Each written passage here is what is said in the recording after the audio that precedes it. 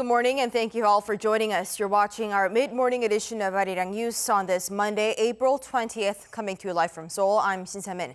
Before we begin, these are the stories we're following at this hour.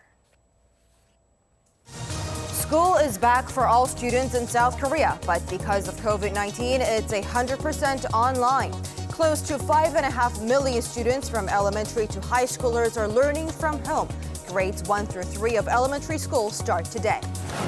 The government's push for supplementary budget number 2 continues, with the Prime Minister set to deliver a budget speech to the National Assembly.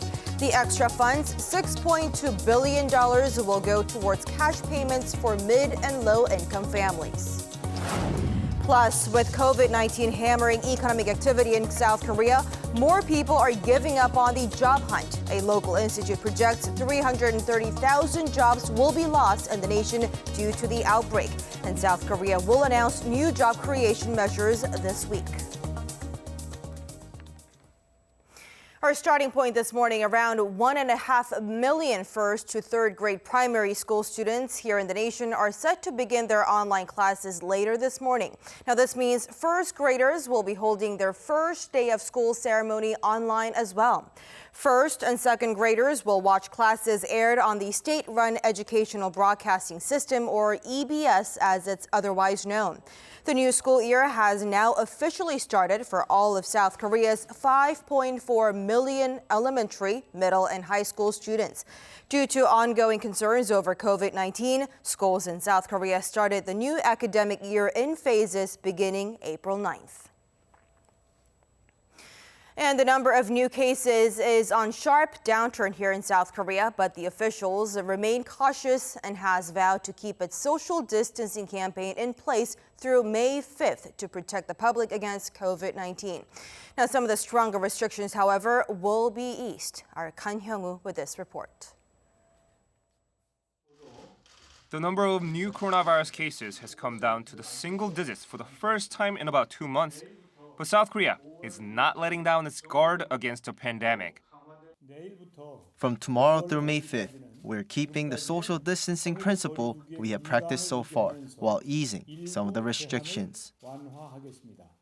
The Korean government has decided to maintain its administrative order in place for 4 kinds of facilities that tend to be crowded, namely religious facilities, gyms, nightclubs, and after-school academies. But the government's strong recommendation that they suspend operations will be lifted. In a meeting of the Central Disaster and Safety Countermeasure Headquarters, Prime Minister Chung Se-kyun said operations will resume at outdoor public facilities where there's a low risk of infection. He also hinted at the possibility of bringing back outdoor sports, but with no spectators in the stands. If we can keep up the current level of containment, we will go with everyday distancing, in which we go back to our daily routines, but with caution, from May 6. Depending on the virus situation, the government will also consider the possibility of students going to school in person instead of taking online classes. Prime Minister Chung said South Korea can always go back to the stronger social distancing measures if there's a spike in infections. Kan Hyung-woo, Arirang News.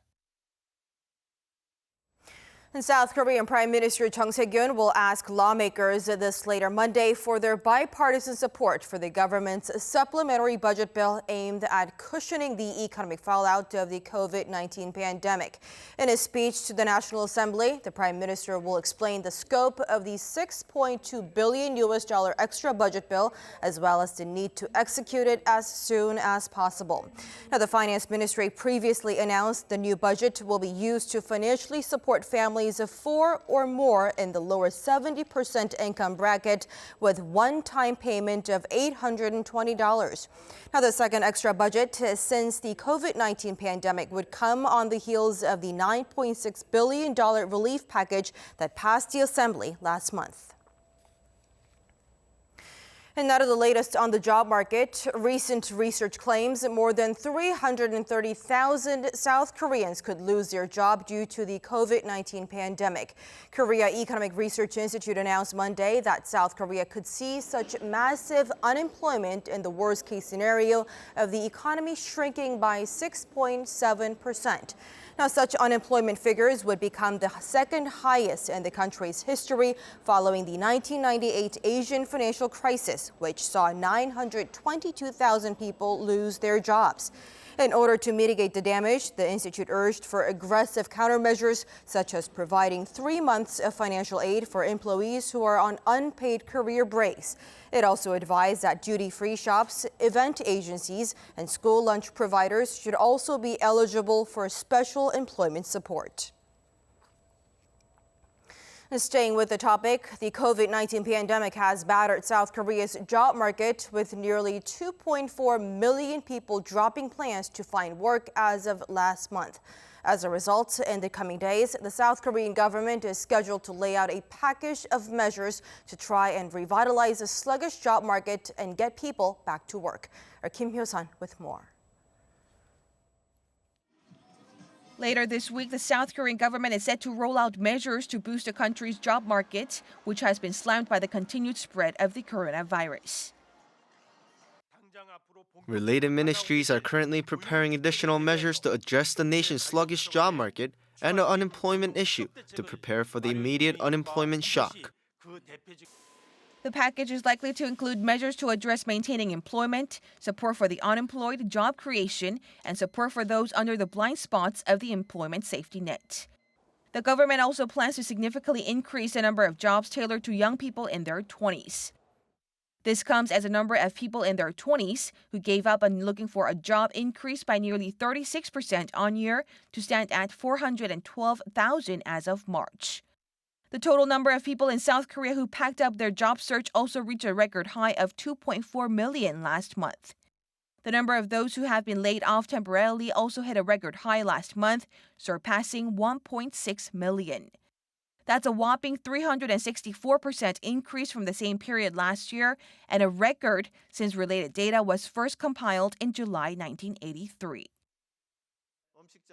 There are people being laid off temporarily in the dining, education services, retail, and wholesale industries.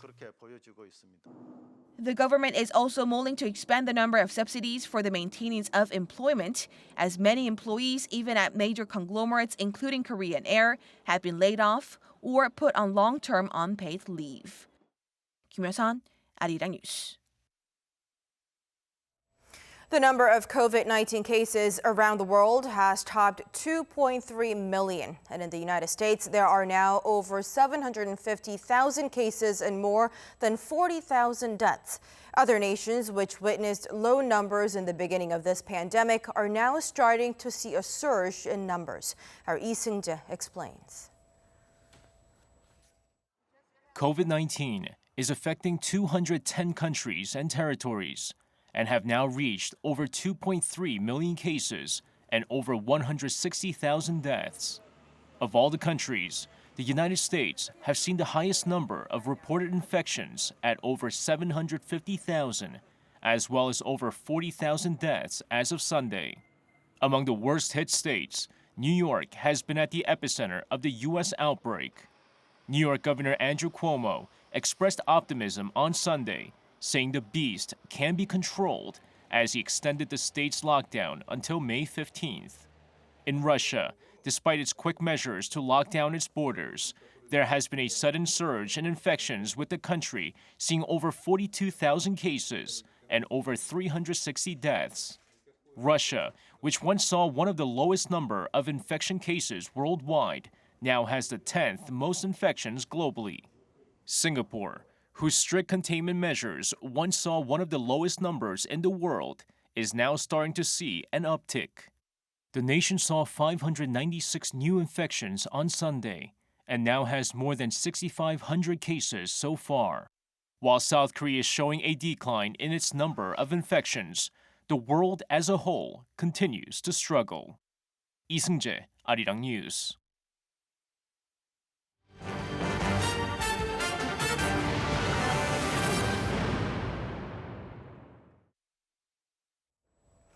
Reaching out in these trying times, South Korea is reportedly supporting other countries battling COVID-19 by sending face masks to countries that once fought alongside the South in the Korean War.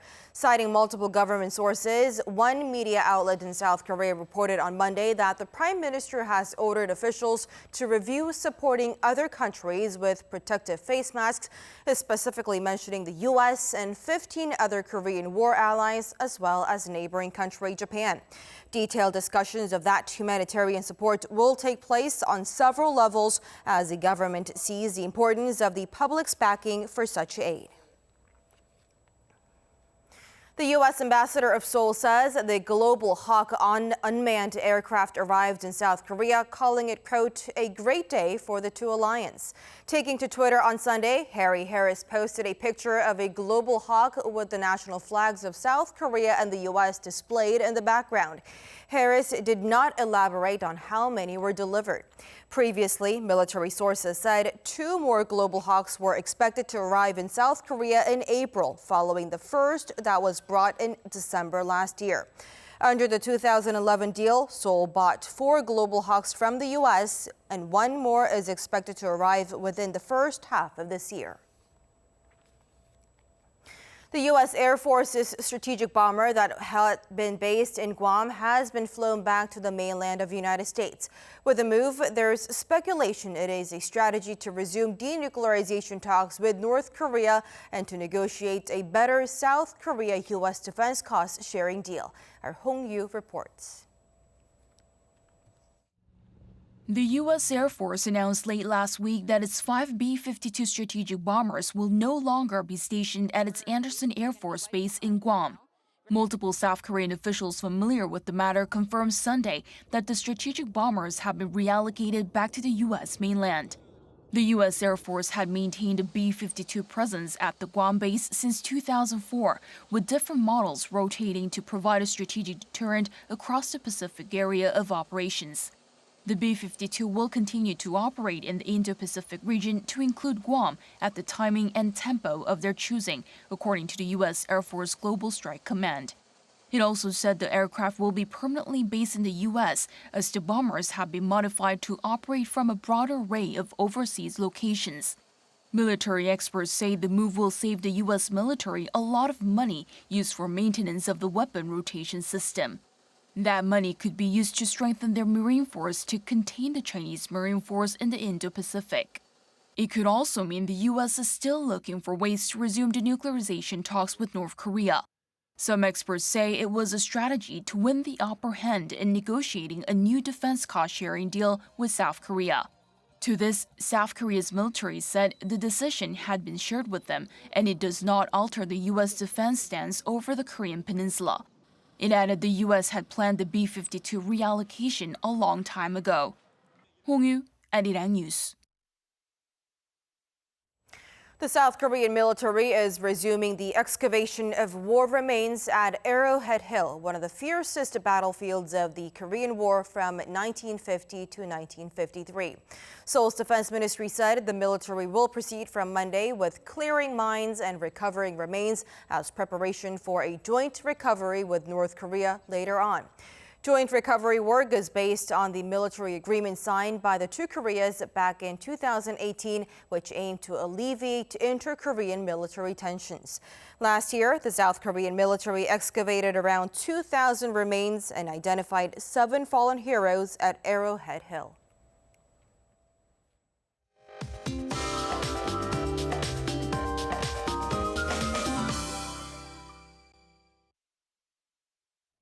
Good morning.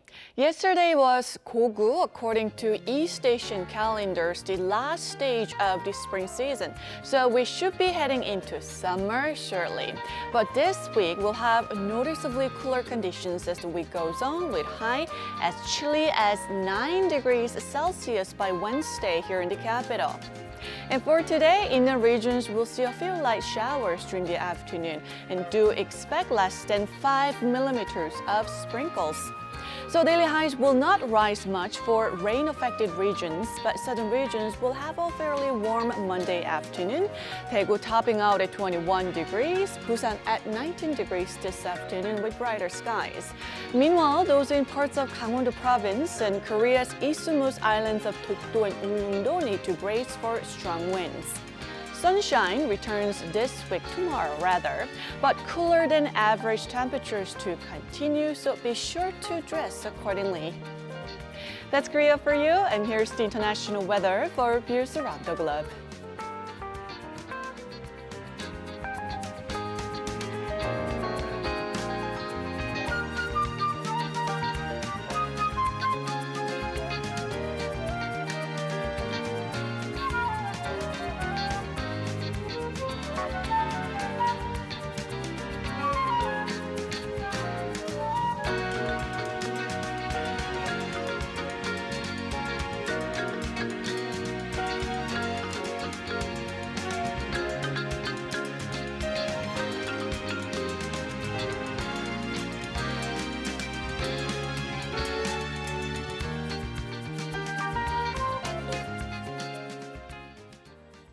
And that's all the news we have at this hour on Arirang News. But more news coming up your way in our later newscasts at noon Korea time, so do join us again then. Thanks for watching and goodbye.